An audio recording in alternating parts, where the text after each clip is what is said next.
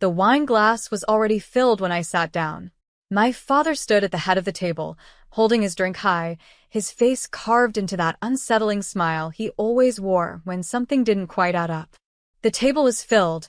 My mother, my younger brother Jason, his girlfriend, and a couple of extended relatives I barely knew anymore. The whole thing was thrown together last minute, allegedly to celebrate my big exit. I'd just sold my startup, a cybersecurity firm, for just over $11 million. And suddenly they remembered my name. My father cleared his throat. "To my millionaire son," he said. His voice echoed in the vaulted dining room.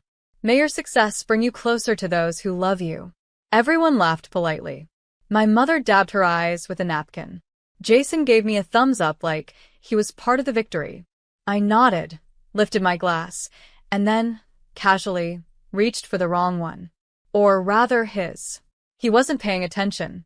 No one was. I clinked glasses with him, the switch already complete, and took a long sip. He mirrored me. I smiled.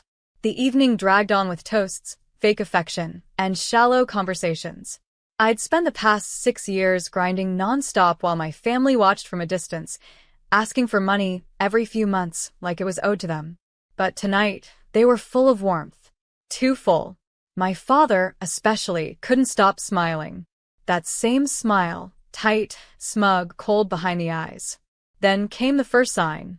He blinked hard, rubbed his forehead, tried to steady his breathing. "Everything okay, Dad?" Jason asked. He waved it off. "Just a little hot in here, isn't it?" 2 minutes later, he stood up suddenly, knocking over his chair. His glass shattered. My mother screamed. He hit the ground hard, his limbs convulsing. Forks clattered. My aunt covered her mouth. Jason jumped up, yelling for someone to call 911. I just sat there, watching. They crowded around him, chaos spilling across the room like broken wine. I looked down at the glass I drank from. Still full. Still clean. "My name is Ethan Blake. And from wherever you're watching this, stay with me. Because when your own father tries to poison you, you stop calling it family." This wasn't paranoia. It wasn't drama. I know exactly what was in that glass. See, when you grow up with people who treat love like a loan, you learn to pay attention. When you become the only person in the family with real money, real freedom, you become a target. That night, something shifted. Not in them, they've always been who they are. It shifted in me. I stopped pretending this was loyalty, or love, or blood. They toasted to my life, hoping I wouldn't finish the night. But I did. And when the EMTs carried my father out of the house, unconscious, I raised my own glass quietly. A toast. Not to him. To the beginning of the end. Because the glass was clean. But the truth? Run. Success, when you come from nothing, is supposed to feel like freedom. But for me, it felt like a collar. I didn't come from legacy. I didn't have a trust fund, or an uncle in venture capital. What I had were 18-hour days, 3 years in a one-bedroom apartment with no heat, and a laptop that froze every 5 minutes. That's how I built Cibitrix, a cybersecurity tool I started coding in coffee shops while my friends were out drinking or dating. It took 4 years before anyone noticed it. 2 more before it sold. When the acquisition finally happened, my name hit the trades. My inbox blew up. My phone didn't stop ringing. But the first people at my door? Family. My father, who once told me I should get a real job and stop playing hacker, suddenly called me his genius son. My mother cried when I handed her a check to pay off the second mortgage. Jason asked for a car. Just a used one, nothing crazy. I bought them a house in Westlake. Nothing extravagant. Just safe, quiet, stable. A thank you, I told myself. But the thank you became a transaction. The shift was quiet at first. "Can you cover this month's HOA fees? Your mom's back is acting up. Think you could handle her chiropractor visits? Your brother's between jobs again. Just for now." I justified all of it.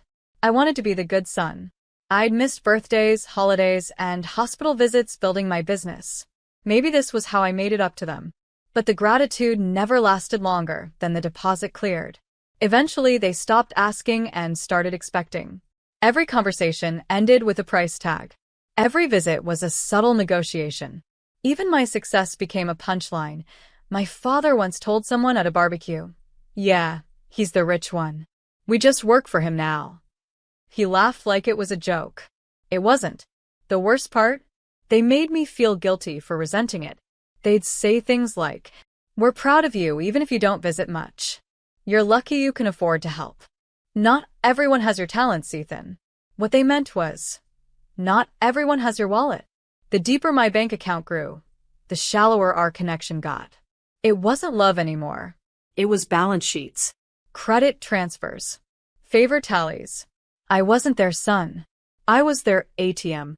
One night, I overheard my father on the phone, pacing the hallway while I sat in the guest room with the door cracked open. He said, "If we keep him happy, he'll keep the money flowing. Just don't spook him." Spook me? Like I was a donor. Or worse to Mark. That was the night I stopped pretending. They didn't celebrate me because I succeeded. They celebrated because I cashed out. And now, sitting across from them at that dinner, I realized something else. They didn't want a son. They wanted an exit plan. There's a moment, right before something breaks, where everything feels too perfect, like a calm surface hiding a whirlpool underneath. That dinner? It was too perfect. Tables set with the good plates. Candles burning low.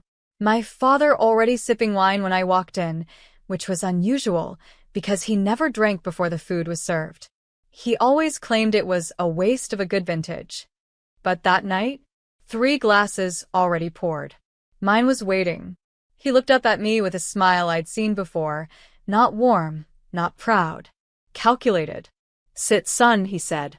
"Tonight's special." The days leading up to that dinner had been off. First, there was the call from my mother asking if I'd finalized the will yet. You know, just in case anything ever happens. Said she saw a documentary about how young millionaires die without planning. Then came the headaches, the fatigue, the strange taste in my protein shakes that I couldn't quite place. I chalked it up to stress until the dizziness hit me while driving. I had to pull over and sit in a gas station lot for 30 minutes before I could see straight. I went to the doctor. Nothing definitive. Just keep an eye on it. Blood pressure, maybe. Stress again. But deep down I knew. The clue came by accident. I dropped my keys behind the couch one morning. While reaching down, I spotted it, a tiny white pill, wedged in the carpet. I'm no pharmacist, but I have a friend who is. I sent her a picture. "That's a benzodiazepine," she texted back. "Strong sedative. Who's taking that?" No one in the house was supposed to be on anything like that. At least, not officially. I didn't say a word. Just kept smiling, nodding, and planning. By the time the dinner invitation came through, my instincts weren't whispering anymore. They were screaming. And then the glass. Poured ahead of time. No one else's was fresh. Just mine. My father raised it, his eyes locked on mine. "To my millionaire son," he said. He never said things like that. He was the kind of man who'd call you soft for celebrating birthdays. Suddenly, he's making toasts. That smile again. Like he already knew something I didn't. I felt my throat tighten. So I smiled back. And while they passed around bread and dipped into casual conversation, I switched our glasses. It was simple. Easy. They weren't watching. They never watched me closely, not the way I watched them. What happened 30 minutes later? My father's hands began to tremble. His smile faded. He coughed once, then again harder. And then he collapsed face first into the mashed potatoes. Panic broke out around the table. I stayed seated. Because, deep down, I wasn't surprised. I took the wine glass with me when I left the hospital. No one noticed. They were too busy acting shocked, rallying around my father, pretending it was just a bad reaction to blood pressure meds.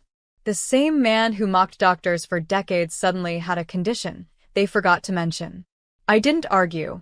I didn't even flinch. I just slipped the glass into a sealed bag and left. And 2 days later, the results from the private lab came in digitalis. A naturally occurring poison. Slows the heart. Slips past most standard talk screens. If you're lucky, it just makes you sick. If you're not, it stops the heartbeat cold. I didn't scream. I didn't confront. That's what they expected. Instead, I did the one thing they feared most. I started thinking. First, I called my lawyer, told him to pull my current will and put it under legal seal. No copies, no updates, without in-person verification from me. Next, I quietly installed surveillance in my home. Not the cheap kind. Encrypted, off-grid. Motion-detected voice triggers. I even wired the lockbox in my office with a hidden mic. Then I booked a session with a financial advisor, not to move my money, but to trace it. Every wire, every trust, every shared signature. Because it wasn't just the wine anymore. I wanted to know how far they'd already gone. That's when I found it. A draft copy of my will saved to my mother's shared desktop, clumsily edited. Payouts altered. Power of attorney reassigned. Even my business shares were listed under alternate beneficiaries. They weren't subtle. They were impatient. So I made one last move. I created a fake version of my will, professional, legitimate-looking, signed and notarized by an actor friend in a fake office setup I designed myself. This version? It gave everything to them. Every account, every property, every share. It was bait. I left it printed in my study drawer, exactly where a greedy hand might look if they thought I'd never wake up. Then I went to sleep, camera rolling, eyes closed, waiting. Because if they wanted to play games, I'd show them how I win. The night was picture perfect. My mother lit candles she hadn't touched in years. My brother wore a suit he'd never bought himself. Even my father shaved, a detail that told me more than anything else.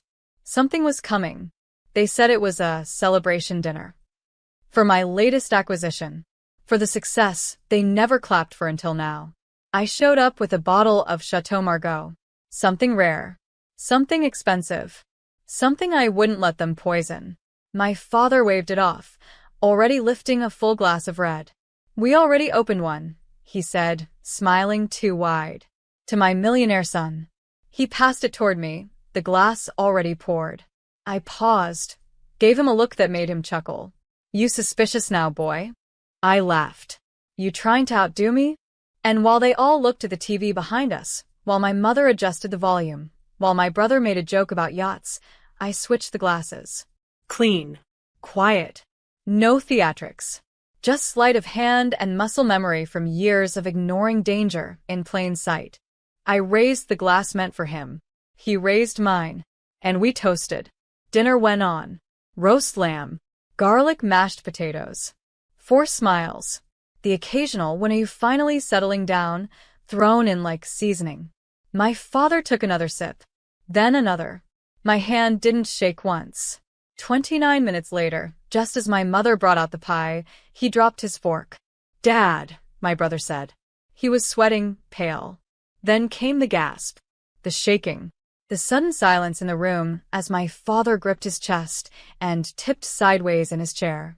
Call 911, my mother screamed. I leapt to my feet. What's happening? Is it his heart? My brother cursed, fumbling with his phone. The panic was instant. So was the performance. Except I wasn't panicking. I was watching. The paramedics arrived fast. Too fast for my family to hide much. They asked questions. I gave answers. They took my father, unconscious but breathing.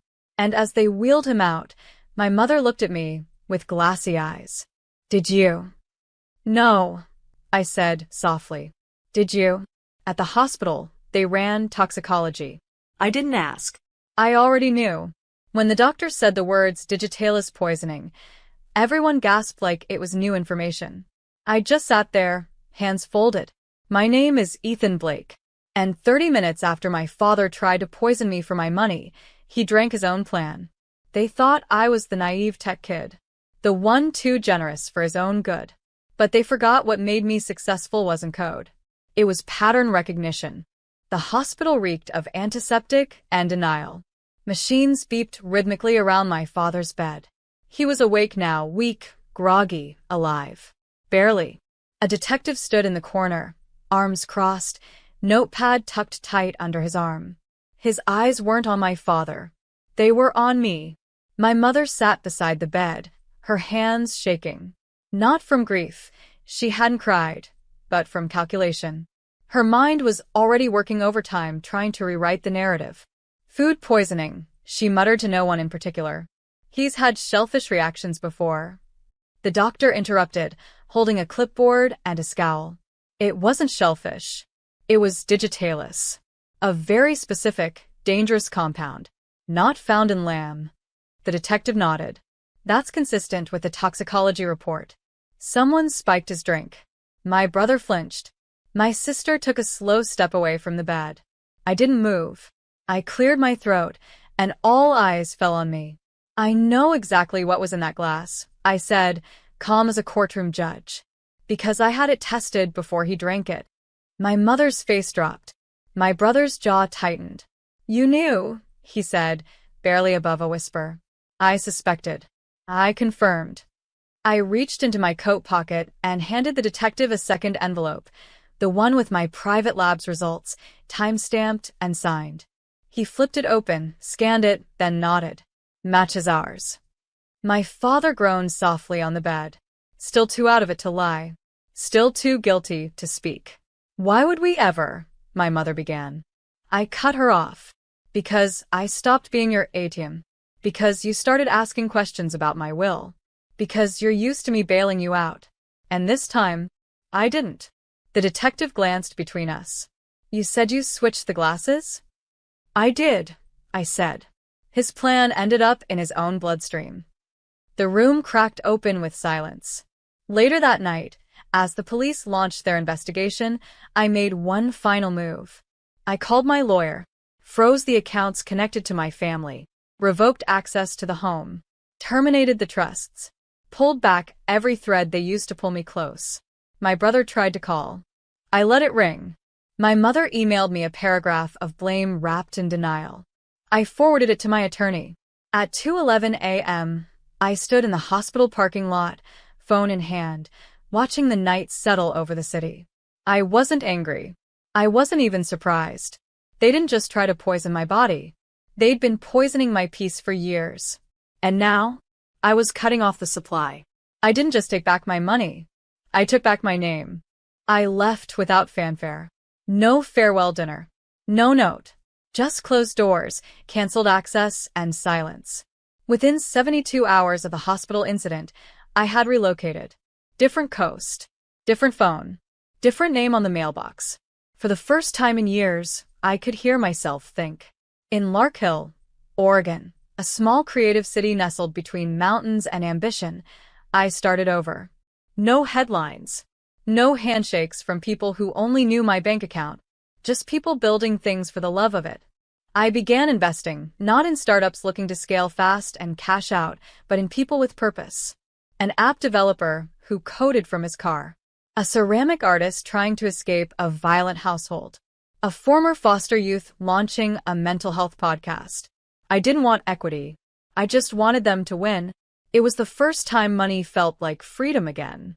A few months later, I launched the Safe Start Foundation, a private nonprofit for kids raised in chaos. No red tape.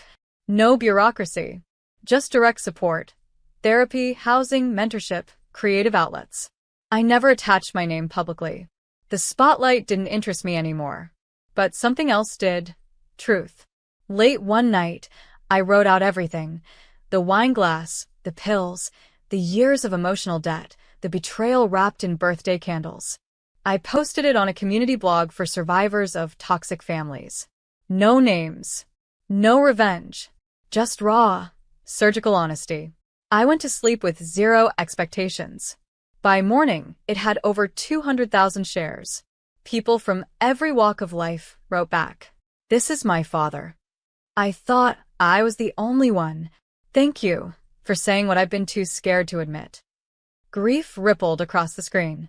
But something stronger rose with it. Liberation. I kept writing. They reached out, of course. My brother left voicemails, cold at first, then desperate. My mother sent a letter. Said I misunderstood everything. My father never contacted me. Cowards rarely do. I kept every message. Unread. You can love people. Forgive them, even. But you don't have to let them keep building their houses on your spine. One morning, I watched a girl from our foundation read her first poem aloud to a crowded room. Her voice shook, then steadied, then soared. And I realized they wanted me to be their ATM, their plan B, their soft place to land after breaking everything they touched. But I wasn't that. I never was. They wanted my empire. I built a kingdom without them. A year passed. I didn't count the days. I didn't mark the anniversary. But when I stepped off that stage at the TechBridge Innovation Conference back in my old city, the air tasted like closure. People clapped. Cameras flashed. Investors lined up. But all I could think about was a house that once smelled like Sunday roast and quiet resentment. I drove by my childhood street, not out of nostalgia, just confirmation. The house was empty. The grass was overgrown, paint chipped, windows dusty. A foreclosure notice flapped against the door in the wind. The family I once knew disbanded. My brother had moved states, chasing money he never earned. My sister had gone silent after her third failed startup, funded by guilt and GoFundMe pages. My mother, I'd heard, was living with an aunt, still blaming outside forces for our collapse.